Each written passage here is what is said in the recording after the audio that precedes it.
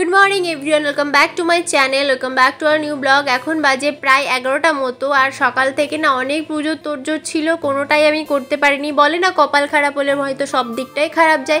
आजके भगवान आमार पुजोटा नेबे ठीकई, किन्तु आमी हयतो बा कोनो किछुते हेल्प करते पारबो ना, एटाई ठाकुर मने मने भेबे नियेछिलो। तो सकाल थेके आमी कोनो काजे हेल्प करते पारिनी। केन किसेर जोन्नो सेटा तोमादेर बोलछि।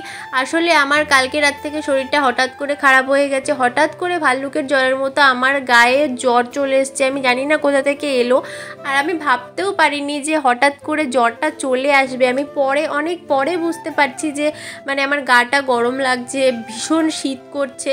আমি ছেলেকে নিয়ে বসতেও পারছি না, এত বেশি কষ্ট হচ্ছিল। তো গিয়ে শুয়ে পড়েছি। তারপর ভাবলাম কি আজকে সকালবেলা উঠতেই পারছিলাম না, এত বেশি ক্লান্তি লাগছিল, এত শরীর খারাপ লাগছিল। তো পুজোটা যখন মনে মনে ঠিক করেইছি যে করব, আর সত্যি কথা বলতে কি এই বছরে না প্রথম আমার বিয়ের পর পুজো বলতে পারো, কারণ এর আগে একবার হয়েছিল তখন আমি কোনো কারণে করতে পারিনি। এই বছরই প্রথম ভেবেছি করব, আর এই বছরেই দেখো কোনো না কোনো কিছু না কিছু হয়েই চলেছে। তো যাই হোক, যখন ভেবেছি করব আর ভগবান যদি চেয়েছে যে আমার থেকে পুজোটা নেবে, তখন তো নিশ্চয়ই করব।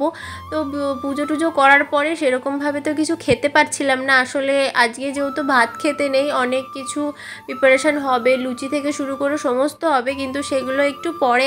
প্রথমে জল খেয়ে নেব, প্রসাদ খেয়ে নেব, তারপর চাও খাচ্ছিলাম এখানে বসে। আসলে কোনোটাই ভালো লাগছিল না মুখে, আর আমি না ভাত না খেয়ে একদম থাকতে পারি না, কিন্তু তাও ঠাকুরের নামে সেদিনটা ছিলাম।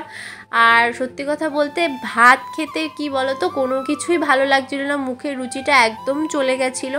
আর ব্লগটা না খুব বেশি বড়ই করিনি, কারণ আমি ভুলেই গেছিলাম যে তোমাদের সাথে শেয়ার করতে হবে। শরীর ভীষণ খারাপ ছিল, রাতের বেলা সবাই চলে এসেছিলো, আশেপাশের লোকজন, তারপর আমার মা, আমার ননদেরা সবাই এসেছিলো। তো আর ভিডিও করা হয়নি, আর এটা হচ্ছে তার 2-3 দিন পরের ভিডিও। আমি যেহেতু তোমাদের সাথে কোনো রথের ভিডিও পোস্ট করিনি, এটা কিন্তু উল্টো রথের ভিডিও, তোমাদের সাথে একটু শেয়ার করে দিই। আসলে যাওয়ার কোনো ঠিকই ছিল না, তবুও আমাদের এখানে এক সপ্তাহ ধরে একটা সামনেই কোথাও একটা মেলা হচ্ছিল। ভেবেছিলাম আজ যাবো কাল যাবো করে, আর যাওয়া হচ্ছিল না। ফাইনালি লাস্টের দিন চলে এসেছি। প্রথমে তো কোনো জায়গায় যাওয়ার আগে ভাবি যে এই সব জায়গায় একবার করে ঘুরবো, কিন্তু জানো তো হয় না। আর এখানে কিন্তু হাই স্ট্রিটে ভীষণ ভিড় হয়েছিল। আমি হয়তো অনেকটা লেটে গেছি, তার আগে হয়তো আরও ভিড় হয়েছিল।